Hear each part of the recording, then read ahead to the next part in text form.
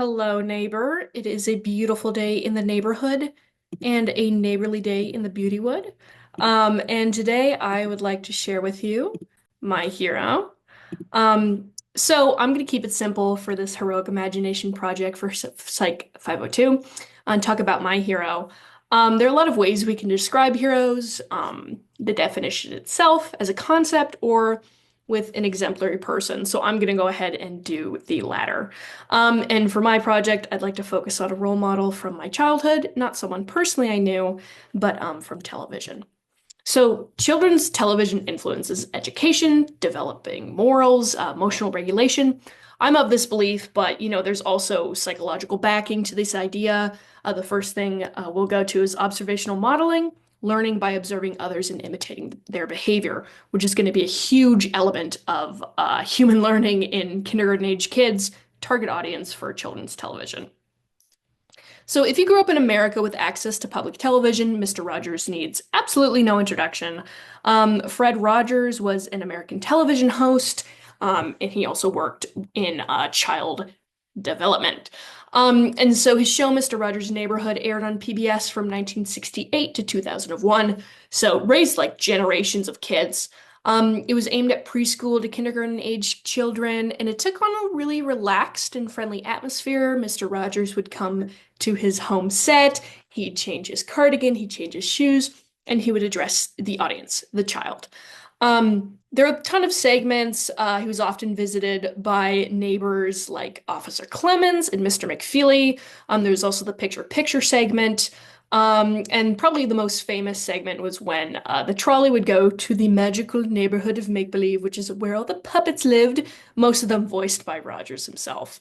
Episodes would center around topics like going to school, making art, making friends, but there are also trickier topics like anger, the mad that you feel, divorce, going away and coming back. And these episodes that focused on trickier topics were really where Rogers and the show shined. And Rogers himself displays his prowess as a children's entertainer and educator, but also just in childhood development. And here's a silly gif of him being silly. So why is Mr. Rogers my hero? Simply put, he was a friend and neighbor to me as a kid. But now in adulthood, the idea of Mr. Rogers in the show is a source of comfort and nostalgia for me. So Mr. Rogers did that for millions of children.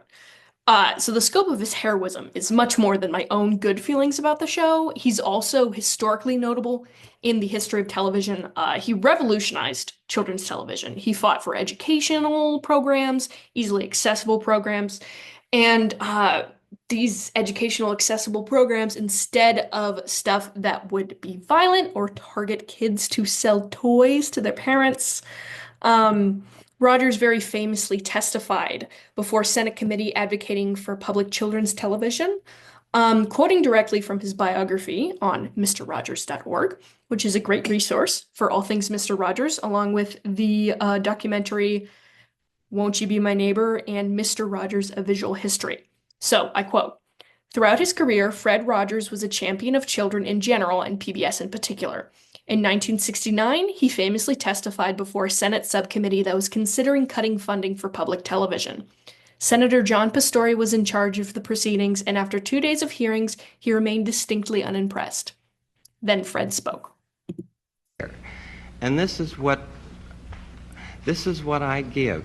I give an expression of care every day to each child to help him realize that he is unique. I end the program by saying, you've made this day a special day by just your being you. There's no person in the whole world like you, and I like you just the way you are. And I feel that if we in public television can only make it clear that feelings are mentionable and manageable, we will have done a great service for mental health. So there's some of the childhood development and emotional regulation I was touching on earlier, and we will get back to the Senate committee. Mr. Rogers is a personal hero to many, an instrumental figure in the history of television, but what does all of this have to do with psychology? So we've talked a little bit about observational modeling, which is a fundamental part of what makes the show work. Mr. Rogers and the cast, even the puppets, they all display kindness, strong morals, and they give children a frame of reference to navigate the, as Rogers put it, drama of childhood.